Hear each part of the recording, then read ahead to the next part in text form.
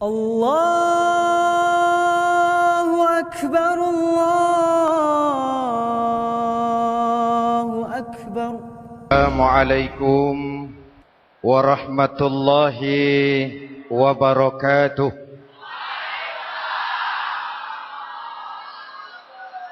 Alhamdulillah, wassalatu wassalamu ala sayyidina Rasulillah, sayyidina wa maulana Muhammad ibn Abdullah, wa ala alihi wa sahbihi wa man tabi'ahu wa walah.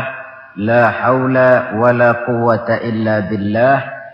Subhanaka la ilma lana illa ma 'allamtana, innaka antal alimul hakim. Wala haula wala quwwata illa billahil aliyyil azim.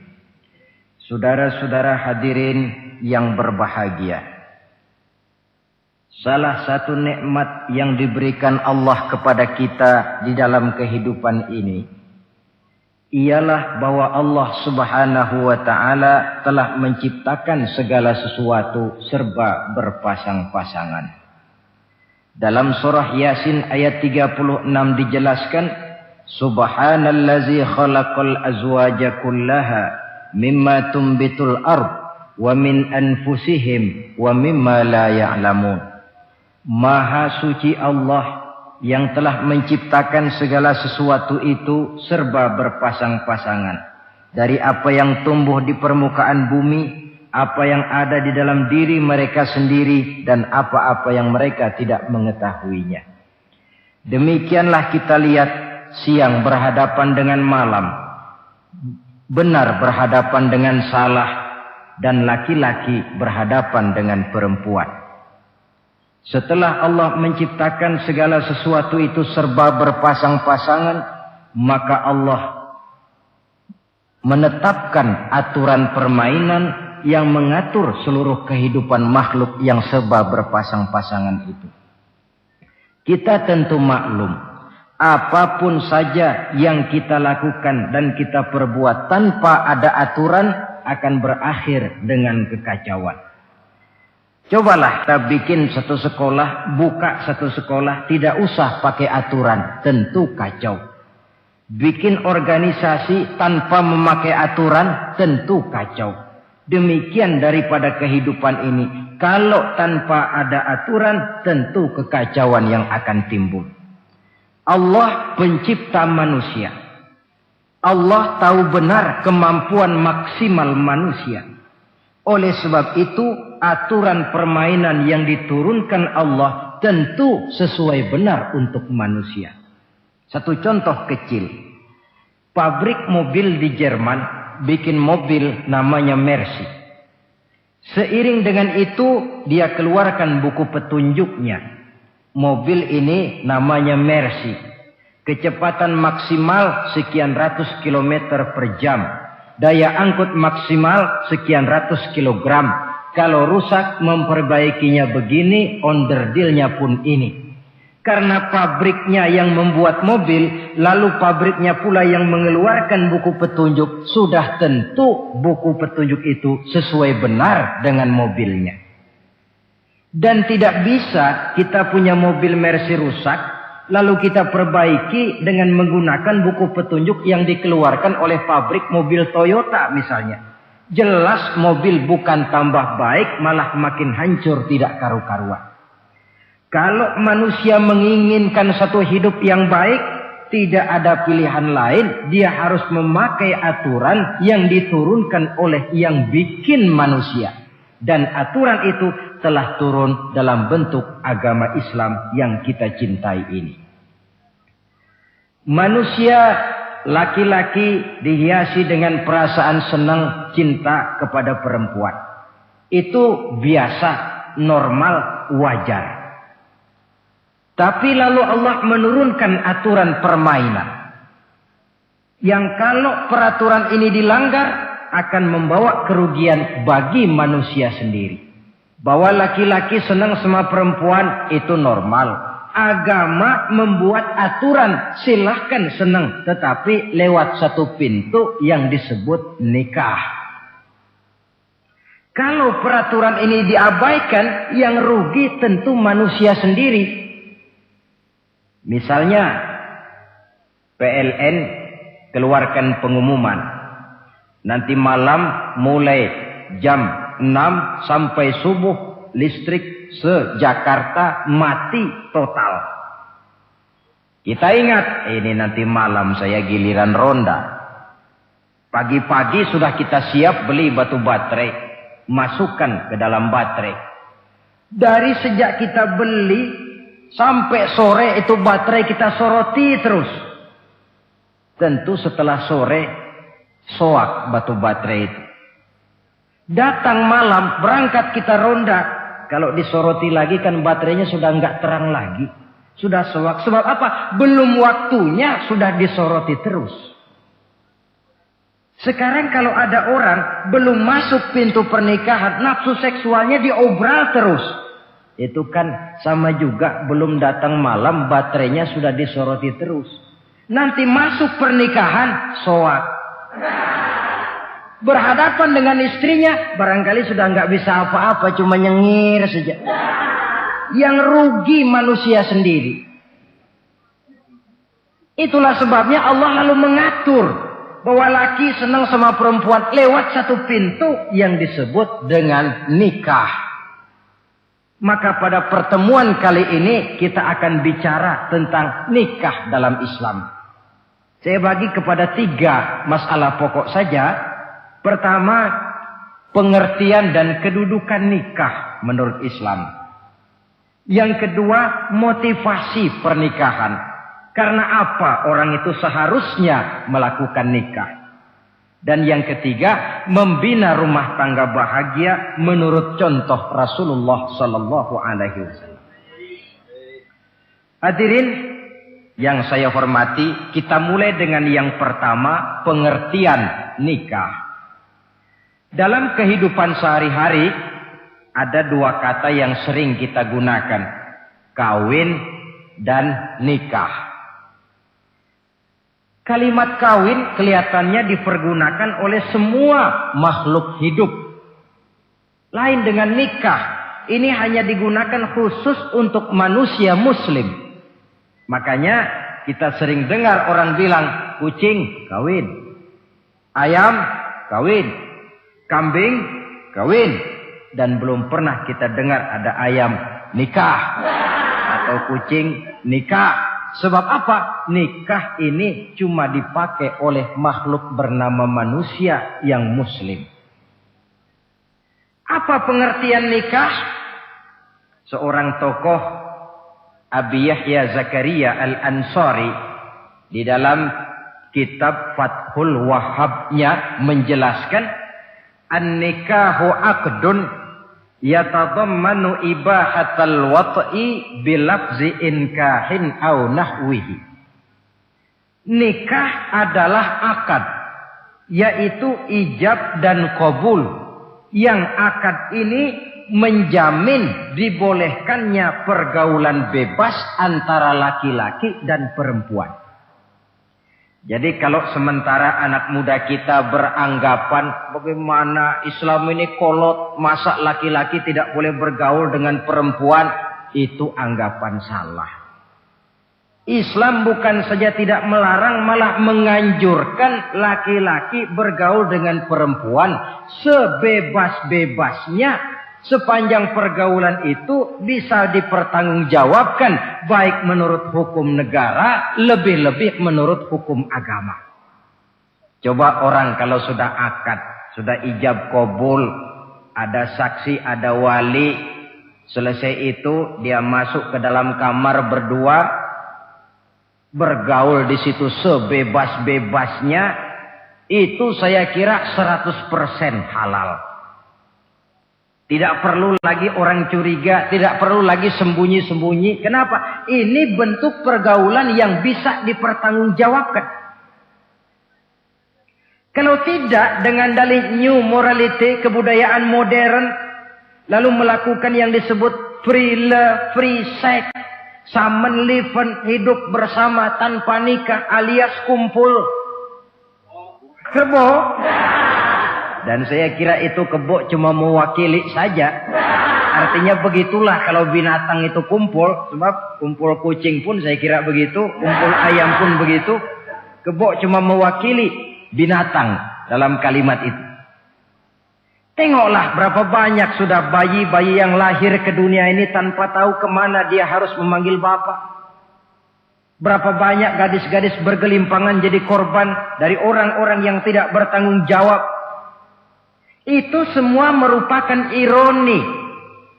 Maka menjauhkan manusia dari aturan agama pada hakikatnya sama dengan usaha membinatangkan manusia. Bahkan kalau manusia sudah jauh dari aturan agama, sanggup berbuat lebih buas daripada binatang. Kita tahu yang namanya bajing itu makanannya cuma kelapa. Tapi bajingan itu bukan cuma kelapa, kabel telepon doyan kok bajingan itu. Jauh lebih buas daripada yang namanya binatang. Maka agama ini mengatur agar manusia sebagai makhluk yang mulia hidup secara mulia. Jangan manusia kita ini, binatang saja. Kalau saudara ada yang punya kucing di rumah, saudara taruh di depannya, saudara sendiri yang langsung kasih ikan di piring, kasih kucing. Aduh, dia akan makan dengan tenang, nikmat, lahap, tidak nengok kiri, tengok kanan. Kenapa? Dia yakin betul yang dia makan itu sudah resmi, sah. Sebab apa? Tuan rumah yang kasih. Tapi kalau si kucing ngambil sendiri di dapur, mencuri dia, setelah dapat dia bawa lari, makan pun tidak tenang. Kenapa? Mesti nengok kiri, nengok kanan. Rupanya instingnya pun bekerja. Ini bukan hak saya mencuri. Saudara-saudara, tengok orang yang sudah terlibat dalam pergaulan suami istri yang sah. Itu kan gak perlu tengok kanan, tengok kiri. Nggak perlu takut-takut. Kenapa? Sudah sah. Tapi kalau yang bukan istrinya, wah itu bu, sudah seperti kucing nyolong ikan, tengok kiri, tengok kanan, tidak pernah mengalami ketenangan. Itu selintas pengertian nikah. Lalu bagaimana kedudukan nikah menurut Islam? Ternyata nikah dalam pandangan Islam tidak cuma sekedar untuk memenuhi kebutuhan biologis manusia. Tidak cuma sekedar untuk memperkembangbiakkan keturunan. Tidak cuma sekedar untuk mendapat ketenangan hidup. Lebih tinggi daripada sekedar itu, nikah dalam pandangan Islam ibadah. Jadi kalau kita ditanya, Pak, ibadah apa yang paling enak dalam Islam? Jawabannya jelas, nikah. Begitu enaknya ibadah yang namanya nikah ini, sampai yang sudah pernah pun pengen ulangan. Namanya ibadah. Tetapi tentu ada konsekuensi. Oleh karena nikah ibadah, dan semua ibadah dalam Islam tidak boleh dikerjakan setengah hati atau main-main. Sholat ibadah tidak boleh main-main atau setengah hati atau coba-coba. Puasa ibadah tidak boleh main-main, setengah hati atau coba-coba. Dan oleh karena nikah pun ibadah, punya nilai sakral, juga tidak boleh main-main, setengah hati atau coba-coba. Dus nikah eksperimen tidak dikenal dalam Islam. Mas, saya dengar sampean sudah nikah ya? Iya mas, saya cuma nyoba saja kok ini kok. Kalau enak terus, enggak ya bubar. Ini tidak ada nikah eksperimen. Sebab dia punya nilai sakral yang bermotifkan ibadah. Itu pengertian dan kedudukan nikah. Lalu apa motivasi suatu pernikahan? Karena apa seharusnya orang nikah itu? Apa landasannya? Saudara, hadis yang diriwayatkan oleh Imam Bukhari, Muslim, Abu Dawud dan Ibnu Majah dari Abi Hurairah menjelaskan, Nabi bersabda, "Tunkahul mar'atu li arba'in." Nikahilah perempuan karena 4 perkara. Kalau dia perempuan tentu nikahilah laki-laki karena 4 perkara. Memilih jodoh, nah inilah lengkapnya konsepsi Islam. Memilih jodoh saja Islam itu memberikan petunjuk kok. Karena apa orang memilih jodoh itu? Kata Rasul karena 4 faktor. Pertama, 5 liha. Karena dia orang kaya. Cari yang kaya. Yang kedua, lihasabiha. Karena dia keturunan orang baik-baik. Cari keturunan orang baik-baik. Yang ketiga, lijamaliha. Karena dia cantik. Cari yang cantik. Dan yang keempat, lidiniha. Karena dia orang taat beragama. Cari orang yang taat beragama. Kalau berkumpul keempat-empatnya, rasanya surga dunia sudah. Coba lihat. Suami mana sih yang tidak bangga punya istri cantik, kaya, keturunan orang baik-baik, lalu taat beragama? Atau istri mana sih yang tidak bangga punya suami ganteng, kaya, keturunan orang baik-baik, dan taat pula beragama? Tapi kan terus terang yang kumpul keempat-empatnya kan boleh dibilang jenis makhluk langka ini. Sulit. Kadang-kadang cantik, kaya, akhlaknya kayak setan. Ada saja kurangnya. Oleh karena ada saja kurangnya, lalu Nabi memberikan stressing, penekanan. Fazfar bizatiddin taribat iyadak. Pilih orang yang taat melaksanakan agama, niscaya hidupmu akan berkah. Jadi motivasi suatu pernikahan hendaknya agama. Apa rahasianya? Mari kita lihat. Kalau orang memilih pasangan karena rupa yang cantik semata-mata, silakan, tapi jangan jadi motivasi utama. Kalau rupa yang cantik jadi alasan utama, saya yakin rumah tangga tidak akan tahan lama. Sebab apa? Pertama, yang namanya cantik itu relatif. Artinya bergantung siapa yang memandang. Yang menurut saudara cantik, menurut saya belum tentu cantik. Yang kata saya cantik, menurut saudara barangkali itu yang jelek. Relatif. Saya kalau ditanya orang, Ustadz siapa perempuan paling cantik di dunia ini? Tentu saja saya jawab istri saya. Apa saudara lalu protes? Salah Ustadz, yang cantik istri saya bukan istri Ustadz. Saya bilang masa bodoh saya nggak ngurusi istri sampean. Cantik itu relatif.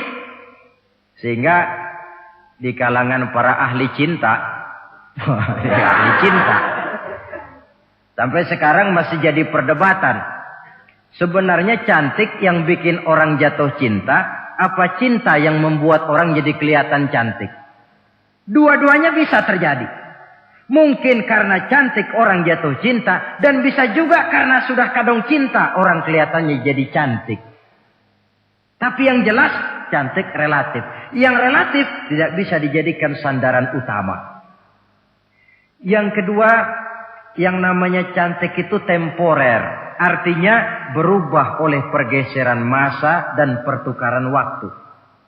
Sekarang dia cantik, of course. Sedang sweet 17-an. Sedang honeymoon, sedang bulan madu, sedang pengantin baru. Tentu saja cantik. Punya dia anak 1, kecantikan mulai menurun. Punya dia anak 2, kulit mulai keriput. Punya dia anak 3, apalagi tak pandai bersolek. Sudahlah onderdir mulai pada copot. Kalau rumah tangga didasarkan kepada rupa yang cantik saja, selesailah rumah tangga sampai di situ. Yang ketiga, di atas langit, rupanya masih ada langit lagi. Di atas yang kita anggap cantik, rupanya masih ada yang lebih cantik. Kalau cantik yang kita kejar, kita akan jadi petualang yang pindah dari perempuan satu ke perempuan yang lain. Cinta bajak laut namanya. Di mana kapal berlabuh, di sana cinta mendarat. Saudara hadirin yang saya hormati, padahal sate dengan singkong itu kan bedanya cuma di tenggorokan. Kalau sudah masuk ke dalam perut, kenyangnya barangkali sama. Malah barangkali besok pagi kalau keluar lebih tidak enak baunya sate itu daripada singkong.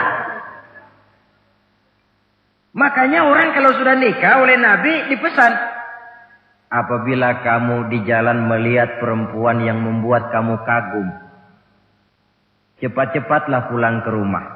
Sebab apa?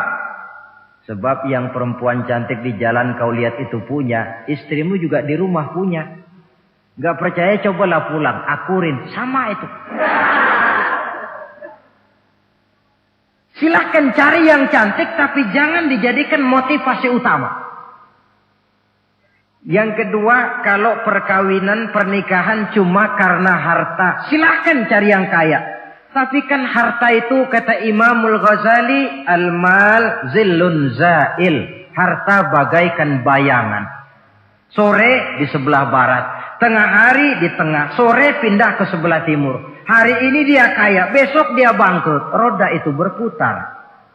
Kalau harta dijadikan pilihan utama, boleh jadi dalam hidup berumah tangga ada pepatah, ada uang abang disayang, tidak ada uang abang melayang. Artinya pun rumah tangga tidak akan tahan lama. Yang ketiga, kalau karena keturunan, persilahkan cari keturunan yang baik-baik.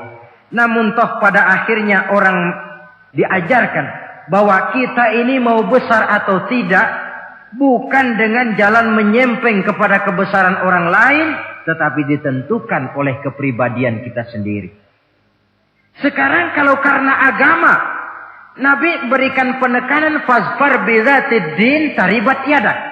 Pilih orang yang taat beragama, niscaya hidupmu akan beruntung. Apa rahasianya? Tidak lain rumah tangga Rasulullah Sallallahu Alaihi Wasallam. Yang ini artinya kita sudah masuk kepada bagian ketiga, bagaimana membina rumah tangga bahagia menurut contoh baginda Nabi. Saudara, bagaimana sih rumah tangga Rasul itu? Kelihatan dari dua ucapannya.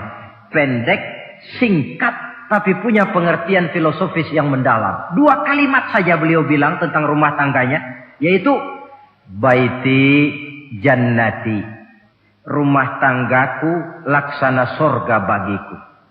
Bayangkan, kalau seorang suami sudah mampu berkata macam begitu, bahagia hidupnya.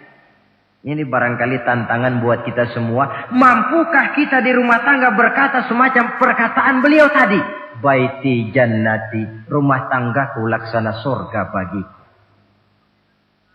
Padahal dari sejarah kita baca, Rasul itu rumahnya kecil. Tidurnya di atas pelepah daun korma. Sampai berbekas di pipinya. Sarapan paginya seteguk zam-zam, sepotong roti, kadang-kadang 3 butir korma. Tempat tidurnya bukan alga spring bed atau Dunlop pillow macam kita punya. Di rumahnya tidak ada mebel spaghetti model yang lagi ngetop-ngetopnya. Entah di tengah rumah macam itu, beliau sanggup berkata, baiti jannati. Kenapa kita yang hidup di zaman di mana fasilitas mestinya lebih menunjang, kok malah banyak yang berkata sebaliknya? Baiti nari, rumah tanggaku laksana neraka bagiku. Padahal dilihat dari segi materi, rumahnya bertingkat, mobilnya serba berkilat, uangnya banyak berlipat-lipat, istri pun cantik memikat, kadangkala boleh jadi jumlahnya 4. Tapi tiap hari kiamat. Kenapa ini? Marilah kita lihat. Ternyata rumah tangga Rasul itu motivasinya tidak lain agama. Agama menuntun suami dan istri masing-masing untuk tahu kewajiban dan tahu haknya. Kalau kewajiban sudah dilaksanakan, lalu hak diberikan, akan timbul pengertian, understanding. Kalau sudah ada saling pengertian, akan timbul ketenangan, feeling of security. Dan ketenangan tangga utama untuk mencapai yang disebut bahagia. Itu sebabnya hakikatnya membicarakan rumah tangga yang berdasarkan agama tidak lain adalah bagaimana seharusnya seorang suami melaksanakan kewajibannya dan seorang istri melaksanakan tugasnya. Artinya kewajiban suami itu apa? Kewajiban istri itu apa? Kewajiban istri hak suami, kewajiban suami hak untuk istrinya menurut tuntunan dan tuntutan agama. Saudara hadirin, menurut hadis riwayat Abu Dawud dari Muawiyah bin Haidah, satu hari Rasul ditanya, "Ya Rasul, apa sih hak istri-istri kami ini? Artinya kewajiban kami sebagai suami ini apa?" Rasul menjawab, pertama, "Antat'amaha iza ta'imta." Kau beri istrimu makan sebagaimana engkau makan. Kewajiban seorang suami.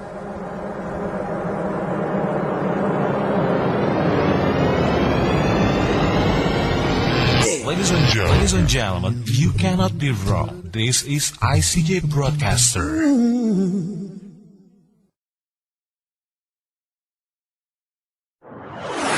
Ladies and gentlemen, this is the Integral CJ's Management presents. Nah, saudara hadirin, tetapi seorang istri pun kalau sudah diberikan nafkah oleh suaminya untuk mengatur makanan, dia harus pandai mengaturnya dengan sebaik-baiknya. Menu yang teratur, gizi yang lengkap, dan saya kira yang namanya 4 sehat 5 sempurna itu kan tidak berarti bahwa hidup ini harus serba mewah, tidak. Yang penting ada variasi sehingga tidak merangsang suami untuk makan di luar. Jangan misalnya tahu suaminya senang jengkol lalu tiap hari saja jengkol. Itu kan bisa kejengkolan suami. Dengan demikian, masalah yang kelihatannya sepele tetapi yang sebenarnya bisa menjaga keharmonisan atau malah keretakan rumah tangga harus kita perhatikan dengan sebaik-baiknya. Suami memberikan nafkah, dari jumlah itu 60% lari ke kredit, 40% lari ke dapur. Tentu pada akhirnya sang suami akan merasa curiga. Padahal barangkali istrinya pun berniat baik, cuma hanya tidak ada keterbukaan di dalam mengurus masalah-masalah yang berhubungan dengan dapur. Inilah kewajiban yang pertama dari seorang suami, kewajiban yang menyangkut masalah pangan. Lalu yang kedua, wa taksuwaha izaktasaita. Engkau beri istrimu pakaian sebagaimana engkau berpakaian. Suami yang adil, pakaian yang dia pakai sama harganya dengan yang dibelikan untuk istrinya. Kecuali tentu kalau istrinya ridho. Zalim seorang suami, jikalau untuk dia misalnya dia beli pakaian yang mahal-mahal, jasnya dia pakai Switzerland wool, sarungnya Samarinda. Kalau dia pakai sepatu, belilah sepatunya. Sementara istrinya cuma pakai kain belacu saja. Kenapa mesti begitu? Sebab, saudara hadirin, istri kita sebenarnya adalah bagian daripada hidup kita. Baik dia dilihat orang, baik juga kita disebut orang. Jelek dia dipandang orang, tentu jelek juga nama kita disebut orang. Apalagi hidup bermasyarakat, kadang-kadang mulut usil itu kan sudah banyak macam ragamnya. Nah, itu siapa sih perempuan yang jalan? Kenapa? Itu pakaian yang tidak dipakai sih tidak mahal, cuma pakaiannya serasi, pantas, enak dilihat. Oh, terang saja dia kan istrinya si Miun. Nah, Miun yang sedang tidur barangkali tidak tahu apa-apa mendapat sebutan baik. Cobalah kalau istri kita semaunya saja, orang akan bilang, ah itu perempuan, kenapa? Saya gerah ngelihatnya. Mau ke pasar cuma pakai kutang saja. Tentu suami pun akan mendapat sebutan yang tidak baik. Cuma sang istri kalau sudah dibelikan pakaian oleh suami, termasuk alat-alat kecantikan di dalamnya, Pakaian itu tentu dipakai, niat pertama adalah untuk menyenangkan hati suami. Seorang istri yang memakai bedak untuk menyenangkan suami, misalnya tiap polesan bedak ada pahalanya. Dia pakai lipstik untuk menyenangkan hati suaminya, tiap goresan lipstik ada pahalanya, bernilai ibadah. Ini kewajiban yang kedua. Yang ketiga, wala tadribil wajha. Kalau marah, jangan memukul muka. Maksudnya apa ini? Kewajiban memberikan perlindungan. Sehingga si istri merasa ada tempat dia mengadu. Ada tempat dia melarikan persoalan. Ada tempat dia bergantung. Kalau marah jangan memukul muka. Dan memukul itu pun upaya terakhir. Kalau tidak bisa dengan kata yang lemah lembut, agak sedikit keras katanya. Kalau dengan kata yang keras tidak juga bisa pisah tempat tidur. Kalau memang tidak bisa juga dengan pukulan yang tujuannya bukan untuk menyakiti, tetapi untuk mendidik. Allah tadribal wajha. Kalau marah jangan memukul muka. Dan memukul pun bukan jalan pertama, tapi upaya terakhir dengan tujuan bukan untuk menyakiti, tapi untuk mendidik sang istri. Kewajiban untuk memberikan perlindungan. Yang keempat, wala tuqabbih. Jangan memburuk-burukan istrinya. Kewajiban menjaga nama baik. Sebab apa? Dalam satu bahasa yang indah, Al-Quran menjelaskan bahwa suami istri itu laksana pakaian. Hunna libasul lakum wa antum libasun lahunna. Istri pakaian untuk suami. Suami pakaian untuk istri. Lihatlah alangkah indah gaya bahasa Al-Quran ini. Diibaratkannya suami istri seperti pakaian. Apa fungsi pakaian? Pertama, pakaian itu kan jadi kebanggaan. Saya bangga memakai baju seperti ini. Saudara bangga memakai baju yang saudara pakai. Artinya seorang suami harus berusaha menjadi suami kebanggaan istri. Dan seorang istri pun harus berusaha menjadi istri yang dibanggakan oleh suaminya. Jangan yang malah kemudian disesali. Itu kan kalau sudah marah orang kadang-kadang ucapannya nggak terkontrol. Istri marah sama suami, bang, nyesel gue punya laki kayak gitu. Sudah hilang lagi kebanggaan. Kalau kebanggaan hilang, wibawa pun hilang. Kalau wibawa sudah hilang, maka rumah tangga sudah sulit untuk dipertahankan. Yang kedua, yang namanya pakaian itu kan menutup aurat. Itu tujuan pakaian yang terpenting. Artinya di sini, kalau seorang istri mempunyai kekurangan, suamilah yang menutupi. Kalau seorang suami mempunyai kekurangan, istri juga harus berusaha menutupi. Jangan kekurangan suami diceritakan di pasar umum. Atau kekurangan istri dibuka di mana-mana. Itu namanya suami istri tidak berfungsi sebagai pakaian, malah justru saling membuka aurat masing-masing. Iyalah kadang-kadang penyakit ini. Kadang-kadang yang namanya perempuan dari rumah itu berangkat ngaji katanya. Sampai di pengajian apa? Suaminya diakur-akurin. Bayu bagaimana suami? Wah, suami saya payah. Dipayahkannya suaminya di mana-mana. Atau aib dan kekurangan istri diceritakan di mana-mana. Orang bertanya, gimana mas istrinya? Wah, gak maju. Loh, kenapa istrimu kan cantik? Iya, soal cantik sih iya, tapi tidurnya kok ngiler ini. Nah, ini kan nggak perlu yang macam begini ini. Tidak bisa menjaga apa yang disebut security informasi. Jadi, fungsi pakaian sebagai suami istri tidak berjalan di dalamnya. Saling menjaga kehormatan diri. Ini yang keempat. Yang kelima, wala tahjur illa fil bait. Jangan berpisah dari istri kecuali di rumah. Maksudnya begini. Kalau satu hari seorang istri suami marah kepada istrinya, tidak usah istri itu disuruh pulang ke rumah orang tuanya, ke rumah mertua lalu diusir. Tidak. Cukup pisah tempat tidur saja. Ini maknanya wala tahjur illa fil baiti. Umpamanya, dek malam ini saya sedang tidak enak pikiran. Kau tidur di kamar belakang lah, saya kamar depan. Cukup pisah tempat tidur saja. Tidak perlu istri dipulangkan ke rumah orang tuanya. Nanti umpamanya tengah malam turun hujan, udara dingin, pikiran berubah, berasa perlu. Kan tinggal manggil. Tidak jauh secara psikologis ajaran semacam ini bisa kita terima. Saudara hadirin yang saya hormati, ini pada prinsipnya kewajiban seorang suami.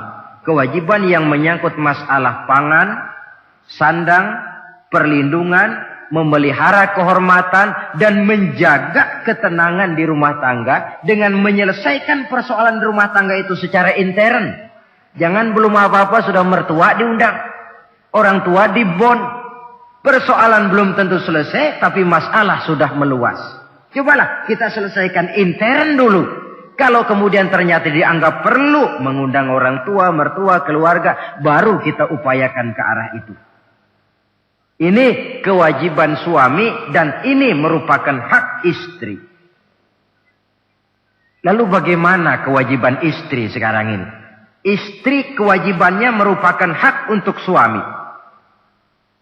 Saudara, dari hadis yang diriwayatkan Imam Ibnu Majah dari Ali bin Yazid dari Abi Umamah, Nabi bersabda, "Mastafadal mu'minu ba'da taqwallahi azza wa jalla khairan lahu min zaujatin salihah."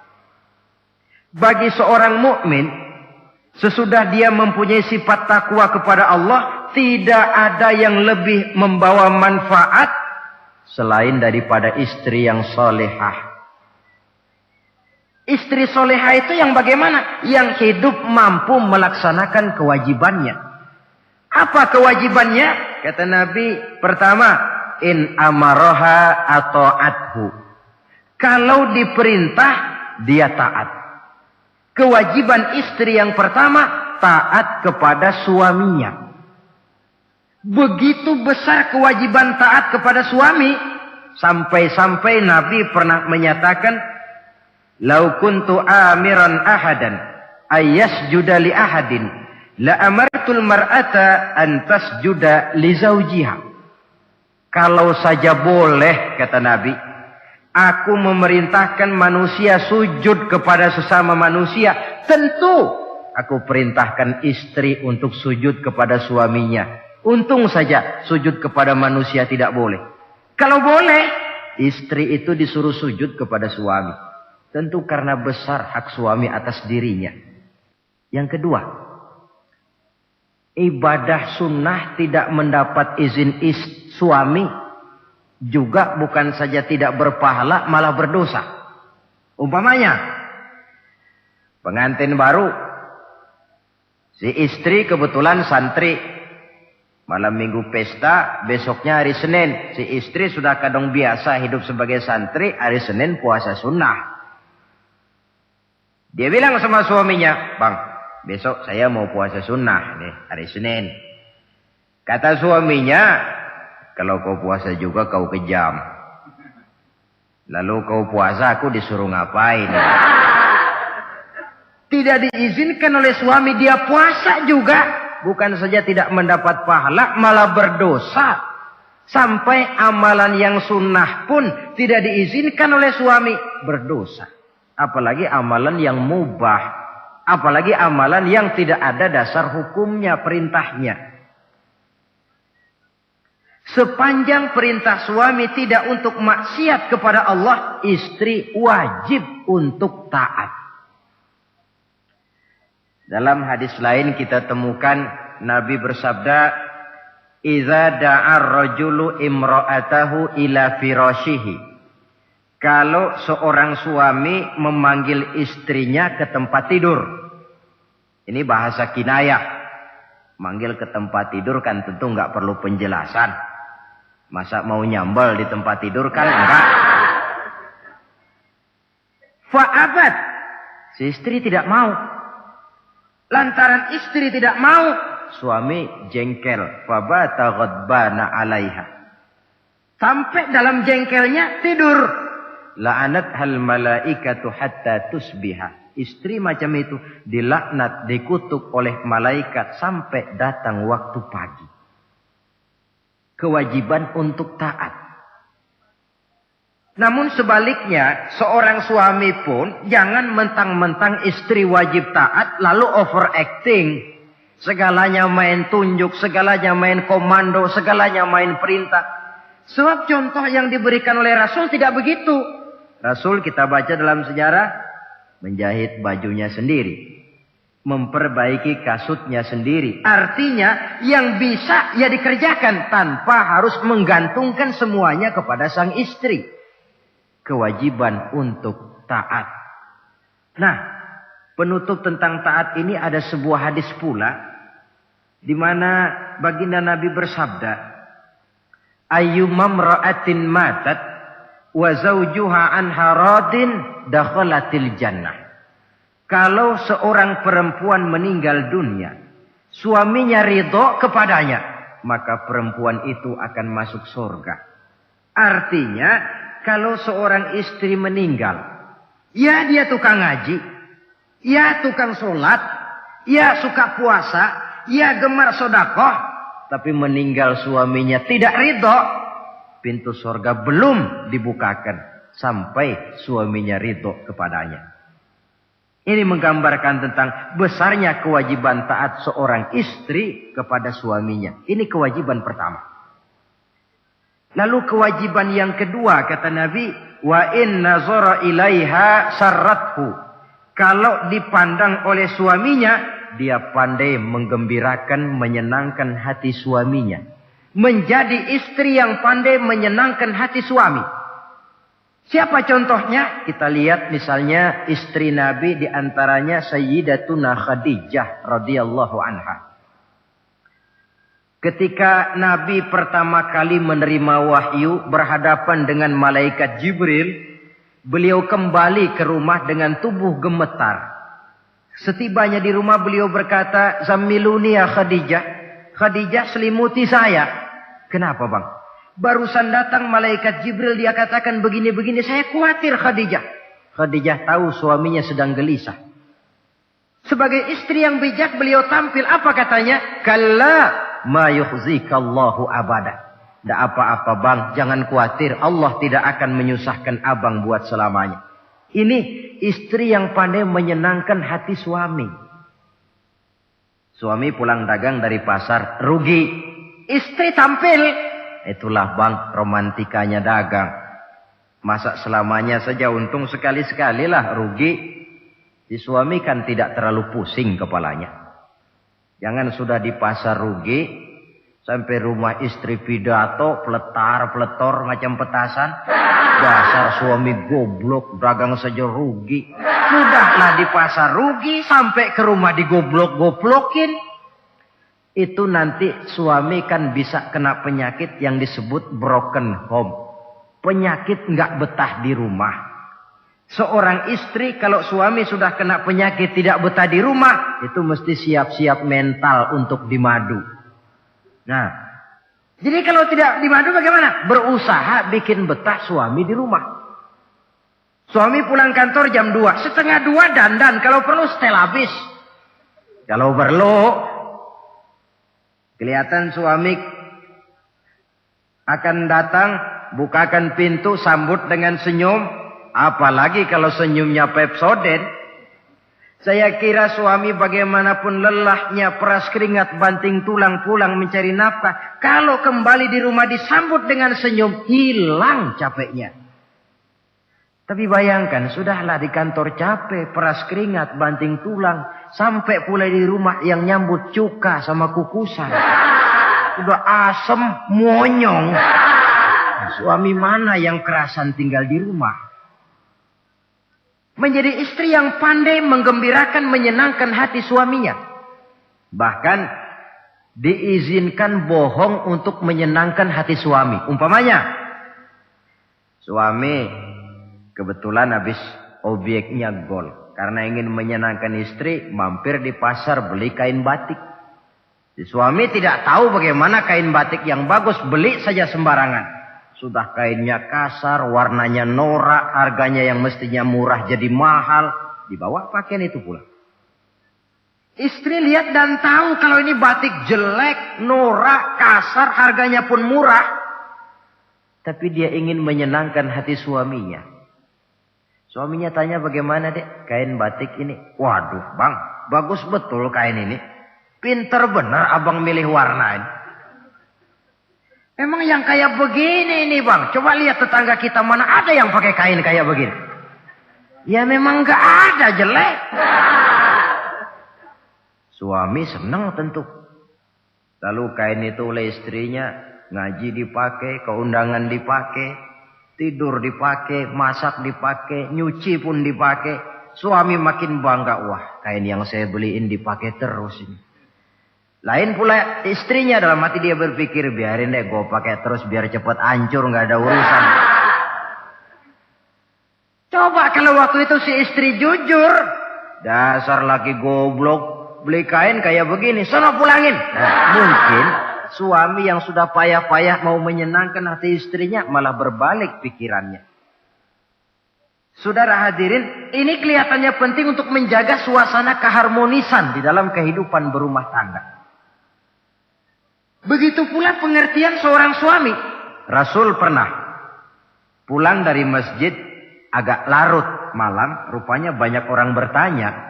Ketuk pintu, Assalamualaikum. Sampai 3 kali tidak dibukakan pintu. Rupanya Aisyah lelap benar tidurnya. Rasul sadar beliau pulang kemalaman. Dan tahu istrinya capek bekerja di waktu siang. Ashraful Anbiya wal Mursalin ini menghormati istrinya. Salam 3 kali tak dibukakan pintu. Bukan marah. Malah gelar sorban di depan pintu. Di situ beliau tidur. Tengah malam Aisyah mau sholat. Buka pintu, terkejut lihat suaminya tidur di depan pintu. Dibangunkan, begitu dibangunkan Rasul lebih dahulu berkata, Aisyah, maafkan saya. Saya pulang terlambat memang sebab banyak yang bertanya di masjid. Sudahlah tidur di depan pintu, begitu dibukakan, beliau dulu yang minta maaf. Sulit jadi suami semacam ini. Yang enak kalau sudah nggak dibukain pintu, istri kepulesan, lalu sekali buka pintu kan yang enak kita tunjuk jidatnya, lo tidur kayak tembok ya. Saudara hadirin, menjadi istri yang pandai menyenangkan hati suaminya. Sebab tidak ada seorang suami bisa sukses, baik di medan tugas, di masyarakat, di kantor, di toko, di tempat manapun, kalau tidak ditunjang oleh peran serta dari para istrinya.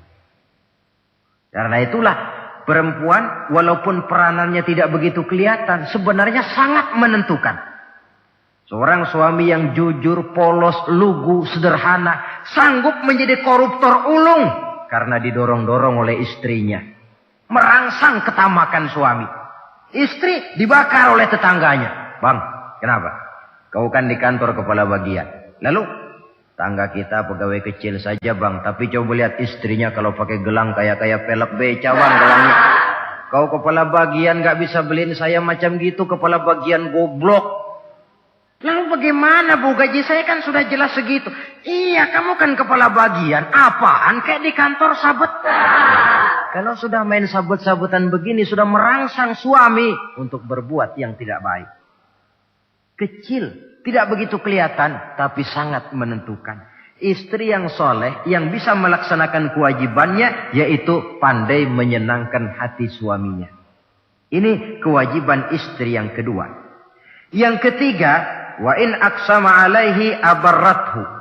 Kalau suami memberikan sesuatu, dia pandai berbakti. Menjadi istri yang pandai bersyukur kepada suami.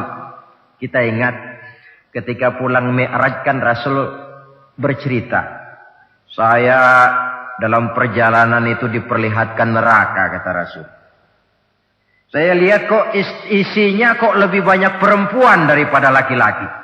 Nah, sahabat heran. Ya Rasul, lebih banyak perempuan? Iya. Apa mereka tidak sholat? Sholat. Apa mereka tidak pernah hadir di majelis taklim? Oh, rajinan dia sama suaminya.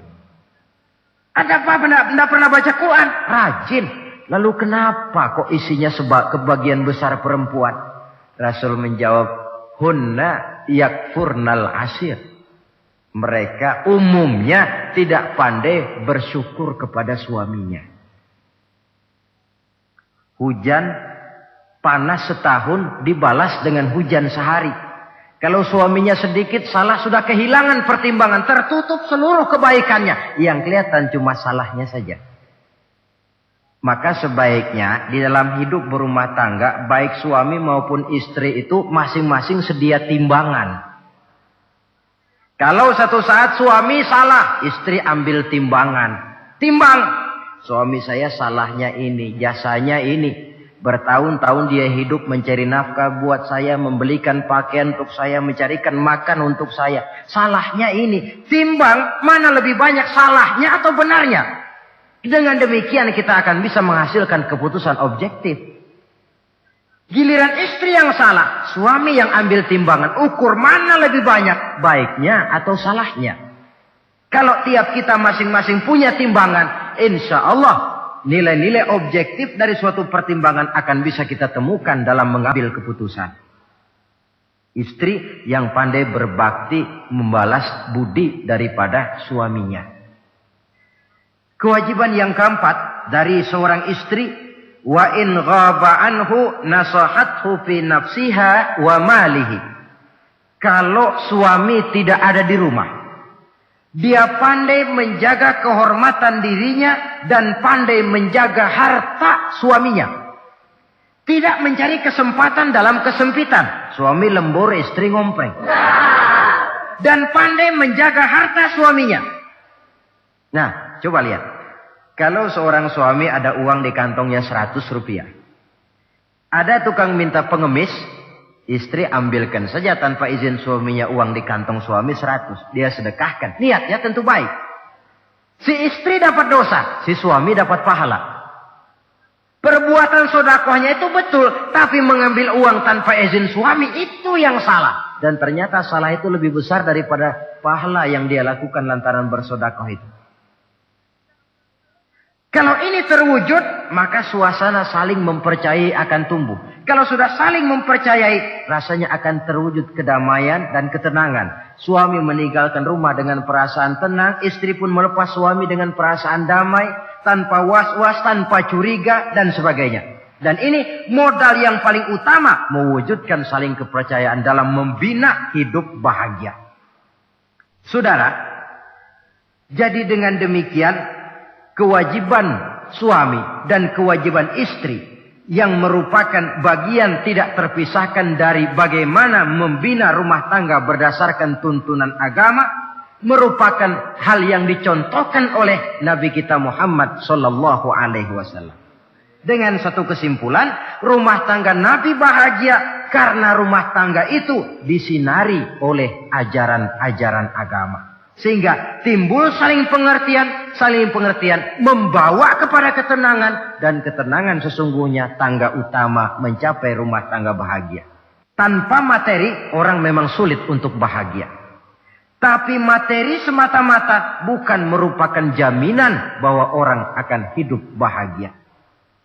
Banyak isak tangis berbunyi di rumah-rumah mewah. Dan banyak sendak gurau, tawa dan canda, tawa lerai di rumah-rumah sederhana.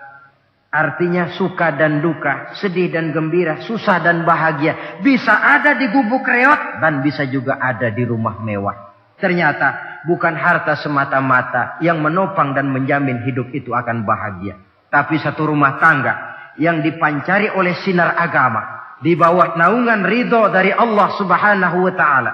Si istri taat melaksanakan ajaran agama. Suami taat, lalu anak-anak pun hidup dalam suasana yang religius. Dari sana tumbuh pancaran sinar keagamaan. Irama agama mengalun dalam kehidupan rumah tangga kita. Berfungsilah dengan demikian rumah tangga sebagai tempat di mana kita mengamalkan ajaran agama kita. Alangkah nikmat satu rumah tangga. Istri ahli ibadah, suami pun ahli ibadah, anak-anak pun terbiasa oleh lingkungan untuk hidup melaksanakan suatu ibadah. Dan keberhasilan di rumah tangga awal untuk menuju keberhasilan di masyarakat, di tempat tugas, dan di tempat-tempat lainnya. Sebaliknya, kehancuran rumah tangga akan selalu menjadi awal kehancuran karier di masyarakat, di tempat kerja, dan di tempat-tempat lainnya. Oleh karena itu, berangkat dari hal semacam inilah, maka kita berkeyakinan rumah tangga yang bahagia ialah rumah tangga yang didasarkan kepada ajaran agama. Sehingga tercapailah kebahagiaan hidup di dunia yang langsung menopang kepada kebahagiaan hidup di akhirat nanti. Nah, inilah pembicaraan kita pada pertemuan kali ini. Dengan harapan, mudah-mudahan dari setiap rumah tangga muslim memancar sinar-sinar agama. Menjadi kubu-kubu pertahanan di mana kita menegakkan ajaran agama. Dan pada akhirnya nanti akan tercipta masyarakat yang agamis. Terwujudlah ketenangan, kedamaian, dan ketentraman. Mudah-mudahan ada manfaatnya. Lebih kurang mohon maaf. Wabillahi taufiq wal hidayah. Wassalamualaikum warahmatullahi wabarakatuh. لا